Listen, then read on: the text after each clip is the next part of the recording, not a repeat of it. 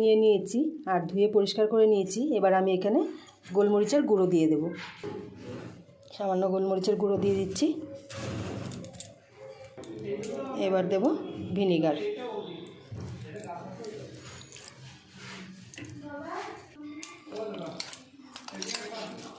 পাত্রটা ছোট হয়ে গেছে, একটু বড় নিলে ভালো হতো।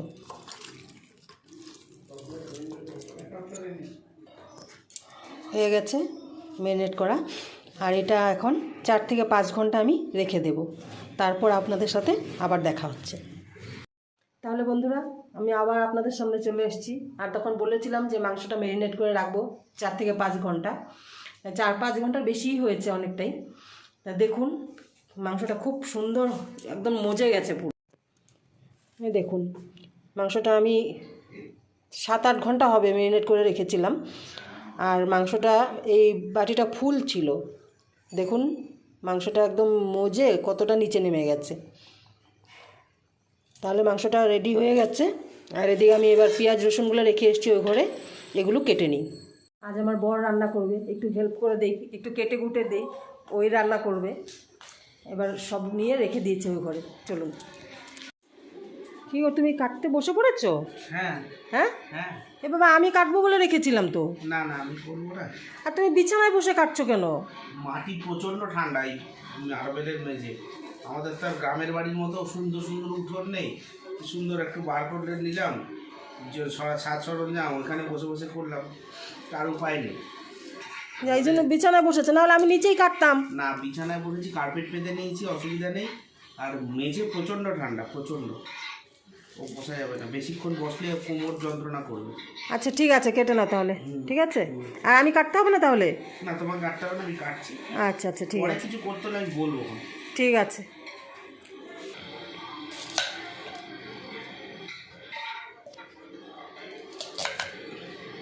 ও পেঁয়াজটা এইভাবে কাটতে হবে? হ্যাঁ, আসলে যেই জিনিসটা এখন রান্না করব সেটার জন্য পেঁয়াজটা এইভাবেই কাটতে হবে। ও ভাগ্যিস আমি কাটিনি, না হলে আমি তো অন্যরকম কেটে রেখে দিতাম। আমি বুঝতে পেরেছি, ওই জন্য আমি আগে হাত লাগিয়ে দিয়েছি।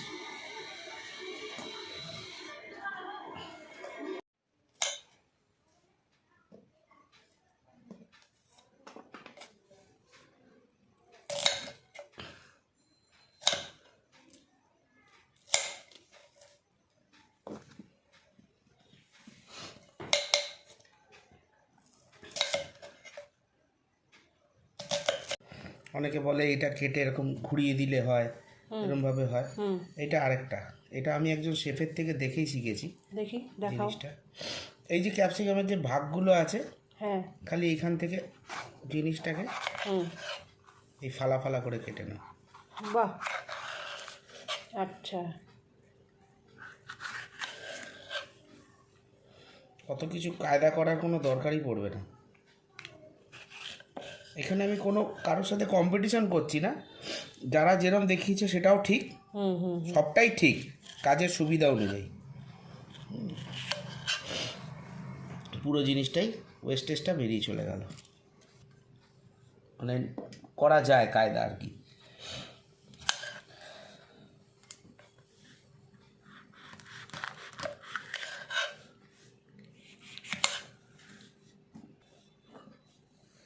বাঁচানোর জন্য এই উপায়টা করা যায়।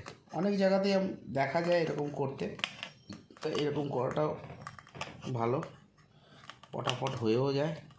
আর হাতে এক ফোঁটা ঝাল লাগবে না যদি না আমি কাঁচিটাকে টাচ করি। তো আমি এখানে 2 রকমের লঙ্কা কেটে নিচ্ছি। যে আইটেমটা আমি বানাচ্ছি সেটার মধ্যেই যাবে, কিন্তু দুটো 2 রকমভাবে, দুটো সময় যাবে।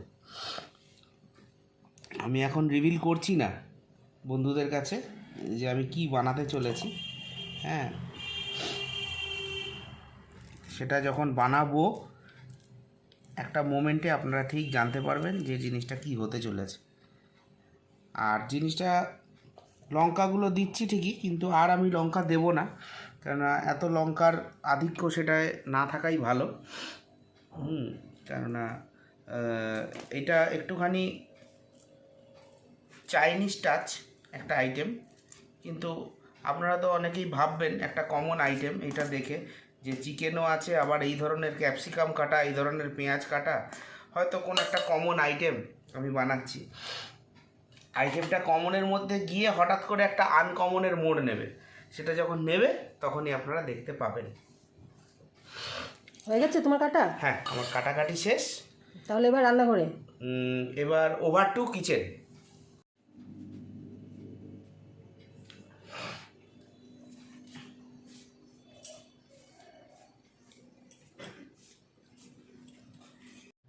তো বন্ধুরা, এই যে চিকেন আপনারা দেখেইছেন অলরেডি ম্যারিনেট করে রাখা আছে। তা এইবার আমি এই পাত্রে আমি একে একে কিছু জিনিস আমি নিয়ে নেব। এটার একটা ব্যাটার বানাবো।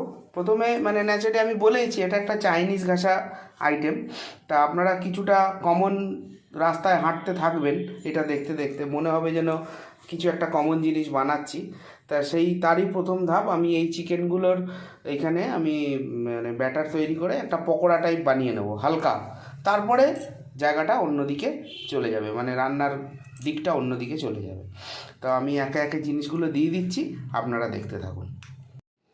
দিয়ে দিলাম মোটামুটি এই 1 থেকে 1.5 কাপের মতো ময়দা, প্রায় সমপরিমাণ ইকুয়াল কোয়ান্টিটিতে আমি এখানে দিয়ে দেবো, বা একটু তার থেকে কম। যদি 1.5 কাপ ময়দা দিয়ে 1 কাপ এই কর্নফ্লাওয়ারেই যথেষ্ট। আমি এখানে 1 কাপ কর্নফ্লাওয়ার দিয়ে দিলাম।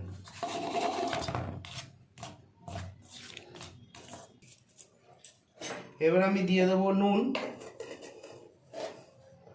আচ্ছা, মাংসের মধ্যে নুন নেই, কিন্তু মাংসটাকে ভিনিগারে ভিজিয়ে দেওয়া হয়েছিল, তাই মাংসের মধ্যে আমি একটা টক ভাগ পাবো, তাই আমি এখানে দিয়ে দিলাম একটু নুন। ওই টিস্পুনে মোটামুটি হাফ টিস্পুনের একটু বেশি নুন দিয়ে দিলাম। আর দিয়ে দিলাম একটু শুকনো লঙ্কা গুঁড়ো, একটু স্পাইসি করার জন্য পকোড়াটাকে। আর দিয়ে দিলাম একটু গোলমরিচের গুঁড়ো। বাহ, তুমি গোলমরিচটাকে গুঁড়ো করেই রেখেছো, খুব ভালোই লাগছে। এই গোলমরিচের গুঁড়োর কদরই আলাদা। গুঁড়োটা মানে গোটা গোলমরিচ এনে এই গুঁড়ো করার যে ফ্লেভার, আর দোকান থেকে গুঁড়ো গোলমরিচ কেনা, দুটো একদম আকাশ পাতাল পার্থক্য। এর গন্ধই আলাদা। দেখো আমার গন্ধ বেরিয়ে গেছে অলরেডি। ঢাকনাটা খোলার সাথে সাথেই গন্ধটা বেরিয়ে গেছে। আর দিলাম কিছুটা জিঞ্জার গার্লিক পেস্ট, বেশি দেবো না, হালকা।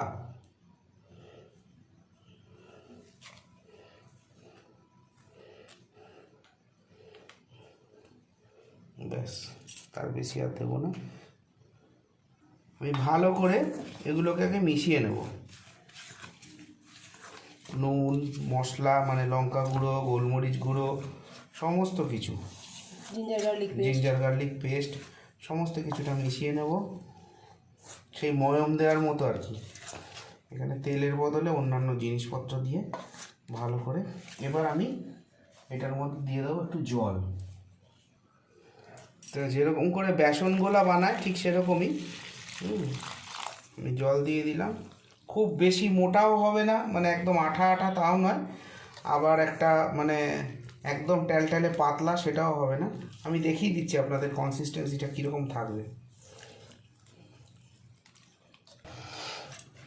তো বন্ধুরা, আপনারা কনসিস্টেন্সিটা মোটামুটি বুঝতেই পারছেন, মানে একটু থিকনেস থাকবে এটার মধ্যে।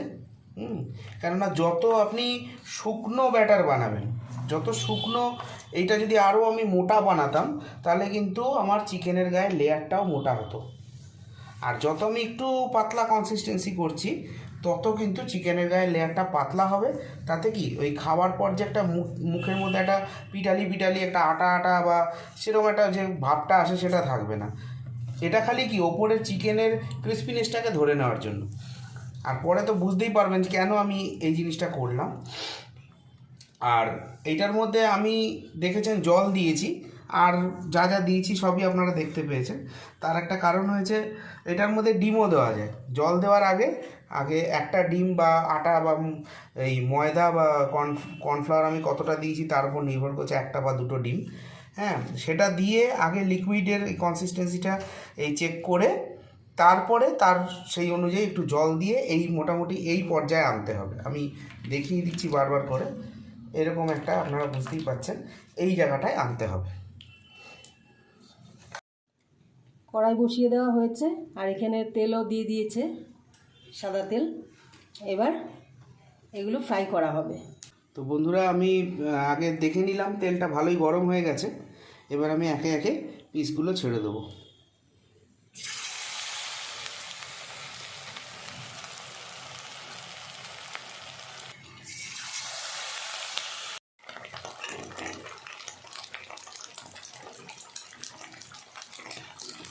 ভাজা হয়ে গেছে? হ্যাঁ, প্রায় শেষের দিকে, আর কয়েকটা বাকি। তাহলে তো একটা খেয়ে দেখি। খাও, একটা খেয়ে দেখি। দাও। হ্যাঁ, এই যে সাউন্ডটা আপনারা শুনতে পাচ্ছেন, একটা এরকম ক্রিস্পি সাউন্ড আসবে। খুব ভালো হয়েছে পকোড়াটা। ভালো তো হবেই, কে বানাচ্ছে দেখতে হবে না। তুমি একটা খাও। আমি খেয়েছি, আমি খাওয়া হয়ে গেছে? হ্যাঁ, আমার খেয়ে টেস্ট করে দেখা হয়ে গেছে। রান্না করার সময় খেয়ে টেস্টও করে নিয়েছে। হ্যাঁ, আমি টেস্ট না করে মানুষকে সার্ভ করি না। বাহ, নিজের ভালো লাগলে অন্যের ভালো লাগবে। ওভার কনফিডেন্স বিনা টেস্টে দিলাম তাদের এইটা কম সেটা কম, দরকার নেই। একদম ঠিক, খুব ভালো হয়েছে।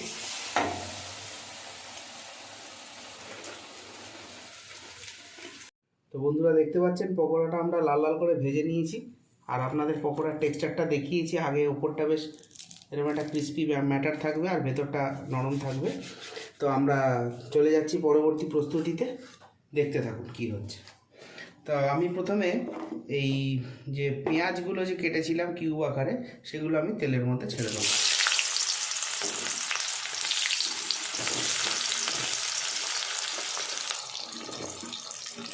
পেঁয়াজটা বন্ধুরা, পেঁয়াজটা আমরা মোটামুটি ছাড়িয়ে নিচ্ছি, এরকম কোয়াগুলো ছাড়িয়ে নেওয়ার পর একটু যখন হালকা একটা কালার নেবে, হালকা ব্রাউন কালার নেবে, তখন আমি আস্তে আস্তে ক্যাপসিকামগুলো দিয়ে দেবো। তো বন্ধুরা হালকা আমি নুন দিয়ে দিলাম পেঁয়াজটার ওপরে, যাতে তাড়াতাড়ি ক্রিসপিনেসটা চলে আসে, জল ছেড়ে দেয়।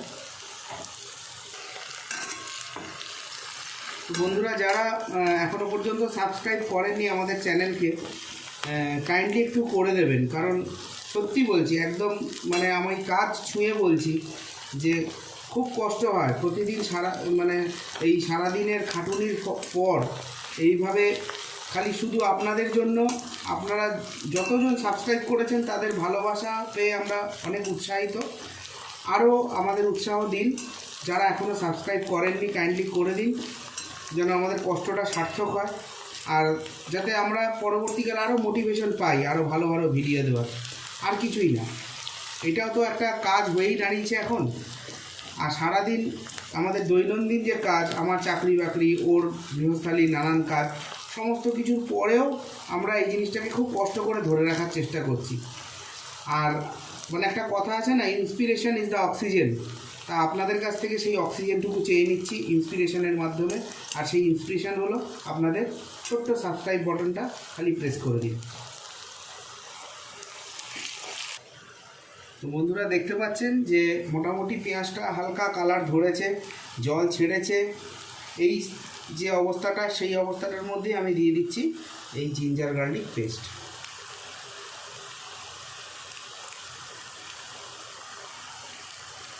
বেশি দেবো না, তাহলে একটা উগ্র গন্ধ ছাড়বে।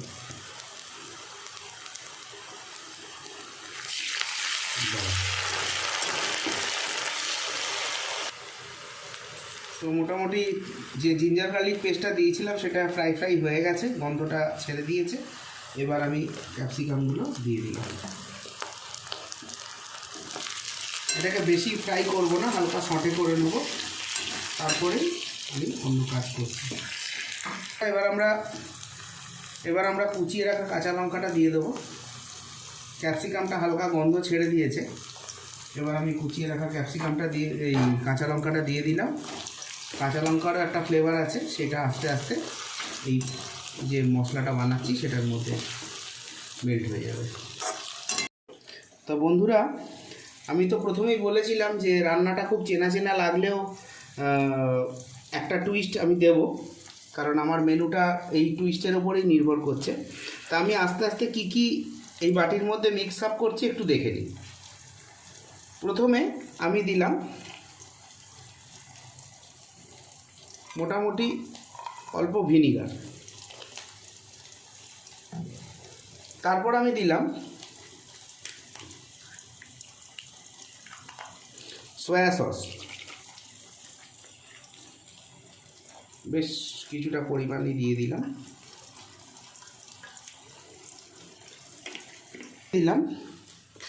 এবার আমি দিয়ে দিচ্ছি টমেটো সস, বেশ অনেকটা পরিমাণ।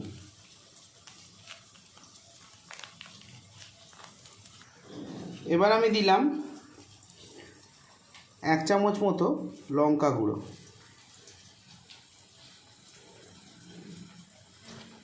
সামান্য আরও দিয়ে দিলাম।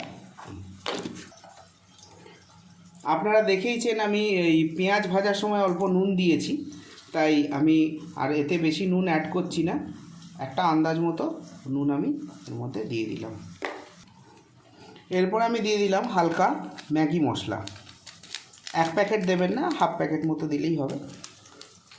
এবার আমি দিয়ে দিচ্ছি আমার যে মেইন কি ইনগ্রেডিয়েন্টস, আমার হাতের মেন তুরুপের তাস যাকে বলে, সেটা দিয়ে দিচ্ছি।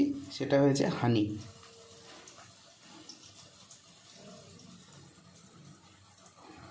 ভালো করে মিক্সচারটাকে মিক্স করে নেব।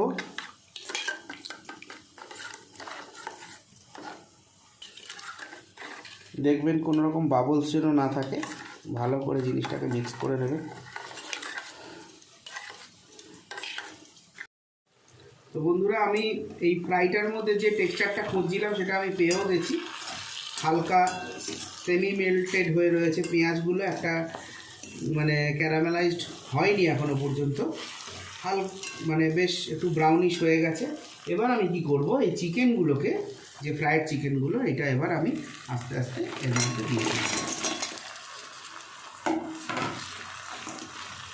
দিয়ে আমি ভালো করে মিক্স করে দেবো।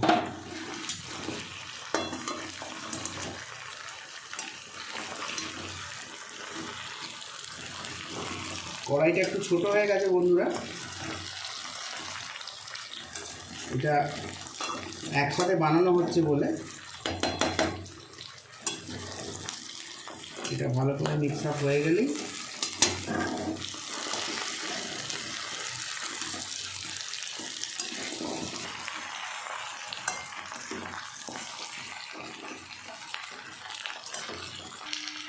তো বন্ধুরা, এই পেঁয়াজ ক্যাপসিকামের যে ফ্রাইটা ছিল, যে ভাজাটা আমরা করেছিলাম, সেটা ভালোভাবে আমি এই ফ্রাইড চিকেনের সাথে মিশিয়ে দিয়েছি। এবার আমি কি করব, ওপর থেকে আমি যে সিরাপটা বানিয়েছি সেই সিরাপটা আমি এবার আস্তে আস্তে ঢেলে দেবো। তার আগে ফ্লেমটাকে অল্প ডিম করে নেব, কেননা এই সিরাপটা বেশি কুক হলে চলবে না।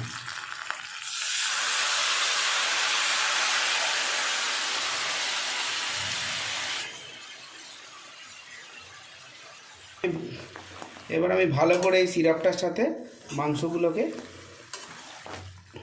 আমি মাখিয়ে নেব।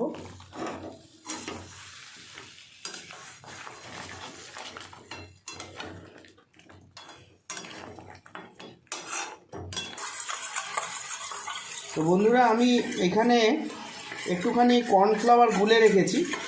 এটা কি করবে, মাংসটাকে এই একটু জমাট করবে আর একটা শাইনিং আনবে। আমি হালকা, পুরোটা দেব না, অল্প করে দেব। আর এদিকে আমি ফ্লেমটা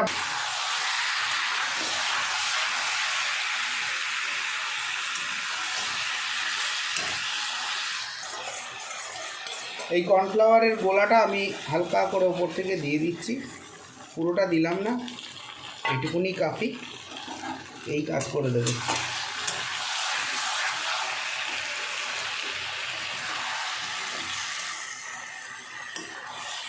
অলরেডি কাজ করা শুরু করে দিয়েছে।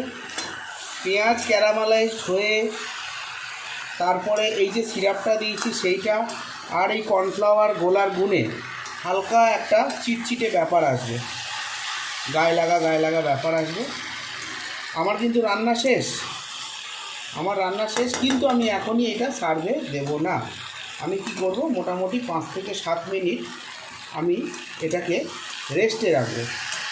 তার কারণ হলো আমি গ্যাস অফ করে দিলাম। তার কারণ হলো মাংসের গায়ের যে কোটিনগুলো থাকে, সেই কোটিনটা কী করবে, আস্তে আস্তে এই যে তলায় থাকা যে সিরাপটা, সেই সিরাপটাকে আস্তে আস্তে ও টেনে নেবে, টেনে নিয়ে হালকা ফ্লাফি হয়ে যাবে, তখনই এটার মজাটা আসবে। এখনও কাজ শেষ হয়নি, সবে রান্নাটা শেষ হলো, এরপরে আরেকটা ছোট্ট কাজ বাকি আছে, সেটা ফিনিশিং টাচ। সেটা না দিলে এই যে আমি যে অথেন্টিক রেসিপিটা দিলাম আপনাদের, সেই রেসিপিটার সিগনিফিকেন্সটা আপনারা পাবেন না, তাৎপর্যটা বুঝতে পারবেন না। নামের সাথে, যেমন আমরা কোনো যখন গল্প পড়ি, তার নামের সাথে একটা সেই গল্পের সিগনিফিকেন্স থাকে, একটা সাজুজ্য থাকে। তা আমি এই রেসিপিটা যেটা বানাচ্ছি সেটার একটা নাম আছে, সেই নামটার সাথে আমি ফিনিশিং টাচটা না দিলে আমি ঠিক বিচার করতে পারবো না। তাই আমি আবার ফিরে আসছি আপনাদের কাছে যখন আমি লাস্ট ফিনিশিং টাচটা দেব। এই যে চিড়ে থাকা যে লঙ্কাগুলো, সেগুলোকে হালকা আমি সঁটে করে রেখে দিয়েছিলাম যাতে আমি এই গার্নিশিংটা করতে পারি। আমি হালকা করে গার্নিশিং করে দিচ্ছি।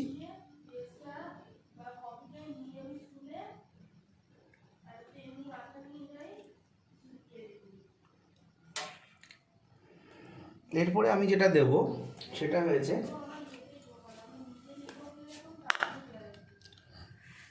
আমি দিয়ে দিচ্ছি ভাজা তিল, আমি উপরে স্প্রিঙ্কল করে দিচ্ছি।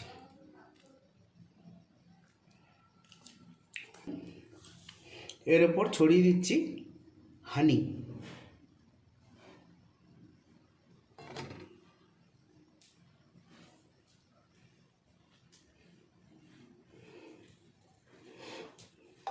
আবার আমি তিলটা হানির উপরে স্প্রিঙ্কল করে দিলাম।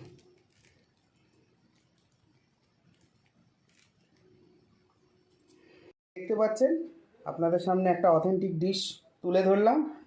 এটা হলো হানি চিকেন। আপনারা অবশ্যই বোধহয় কেউ কেউ বুঝতে পেরেছেন যারা যারা রান্নাবান্না নিয়ে আছেন, চর্চা করেন। তো আপনারা অবশ্যই জানাবেন কেমন লাগলো রেসিপিটা, আর বাড়িতে তৈরি করে খাবেন, খুব ভালো লাগবে। আর কমেন্ট করে জানালে আরও ভালো লাগবে যে কেমন লেগেছে আপনাদের। আর ভবিষ্যতে যদি আরও এরকম নতুন নতুন রেসিপি দেখতে চান, অবশ্যই আমরা চেষ্টা করব। কিন্তু আপনারা প্লিজ, আবারও বলছি, যারা এখনও সাবস্ক্রাইব করেননি অথচ ভিডিও দেখছেন, প্লিজ সাবস্ক্রাইব করুন, আমাদের এগিয়ে যেতে সাহায্য করুন। তাহলে বন্ধুরা, আপনারা দেখলেন আজ আমার মেয়ের বাবা রান্না করলো চিকেনের রেসিপি। আর কিভাবে রান্না করলো, কি কি ব্যবহার করলো তার চিকেনের সাথে, আপনারা সবই দেখতে পেলেন। আর এইভাবে রান্না করে খাবেন, আমার মনে হয় খুবই ভালো লাগবে, কারণ আমাদের তো খুবই ভালো লাগে এই রেসিপিটা, তাই আপনাদের সামনে তুলে ধরলাম। আর কেমন লাগলো আপনারা কমেন্ট অবশ্যই করবেন আর সাবস্ক্রাইব করবেন। তাহলে আজকের ভিডিওটি এখানেই শেষ করছি, দেখা হচ্ছে নেক্সট ভিডিওতে। টাটা।